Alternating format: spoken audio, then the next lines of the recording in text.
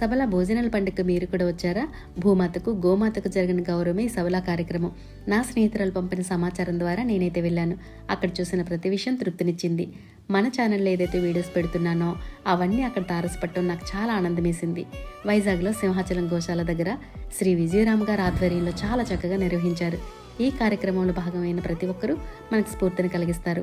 మరీ ముఖ్యంగా సేంద్రీయ పంటల ద్వారా పూర్వవైభవం పొందాలని తపన అక్కడ స్టాల్స్ పెట్టిన ప్రతి ఒక్కరిలో కనిపించింది. నేను మంచి విత్తనాలతో పాటు చాలా విషయాలు తెలుసుకుని తృప్తిగా ఇంటికి వచ్చాను. ఈ కార్యక్రమంలో నన్ను చూసిన చాలా మంది గుర్తుపట్టి ఆత్మీయంగా పలకరించారు. వాళ్ళ ప్రేమను చూసినప్పుడు నాకు పట్టలేని సంతోషమే కలిగింది. ఇంతకు మించి ఏం కావాలో చెప్పండి? చిన్న మాట. 5 రోజుల పాటు జరిగిన ఈ భోజనాల పండుగకి 50,000 మందికి పైగా వచ్చిన ఏ లోటు లేకున్నా సేంద్రీయ పంటలతోనే వంటలు వండి ఉచితంగా వడ్డించటువంటి మాటలా?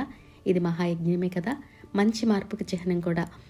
మరి ఆ రుచి తెలిస్తేనే కదా పంటలు పండించేది. దానికి మన వంతు ప్రయత్నం కూడా చేద్దామా?